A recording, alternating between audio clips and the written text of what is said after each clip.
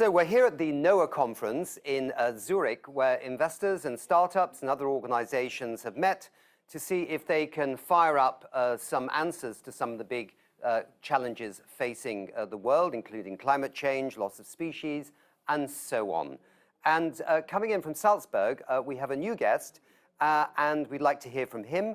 And I'd like to ask first, could you give me your name and your affiliation? Of course. Hi, thank you very much for having me. My name is Marc Stickler. I'm a Like ambassador, wildlife and underwater photographer, and UN changemaker. And yeah, wow. Thanks for having me. Yeah. Okay, super, super. And what is your idea? What are you actually bringing to the table here, Marc? So I come from biology. That's my background, and progressing into photography, I really followed my passion. And I've seen that with photography, it's incredible because what I try is to transform images into values to express emotions. And in doing so, my main objective is to make the unknown visible, as I believe only what you see you will love, and only what you love you're going to protect. So I want to show the people the beauty of nature so that they can become an advocate for nature themselves, rather than showing like horrific images, which we all know they're out there. And yeah, so it's a different approach. And what I'm trying to do as a model is I have large format prints, like my exhibitions. They're worldwide in Leica galleries. So I try to subscribe my large format prints to companies, and 10% of the proceeds go into SDG projects, which supports conservation efforts as well as education efforts, as I believe education must not be a birthright. It should be spread all over the world, to empower people, really. Absolutely, yes, absolutely. And I mean, this could be a good model for all wildlife photographers in many ways. There could be a whole alliance of, a whole phalanx of wildlife photographers doing this. Is this something you've explored with any of your friends and colleagues in the business?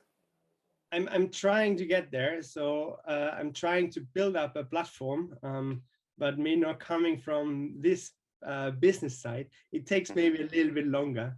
But yeah, definitely, I thought about that, because I believe it's always the collaboration and the empowerment of people coming together, which can create a difference. Yeah. You mentioned, I think, a little bit before when we were chatting, before we started the interview, you mentioned the Okavango Delta in southern Africa. That's an interesting case right now, isn't it? Because I know there's some test drilling going on for oil.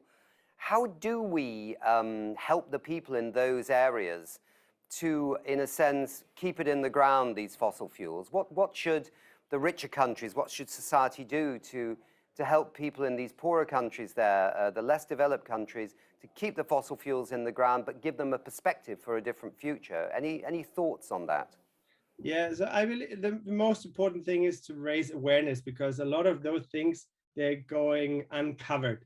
And what NOAA conference did, they put really the spotlight on those projects of Morocco Africa.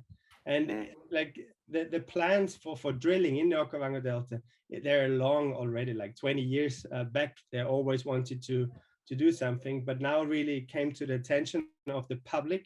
There are a few celebrities speaking for the Delta, and like what you can really do is to create opportunities for the people, because a study has shown in Botswana, one person in a job is a responsibility for 7 other people, within the family.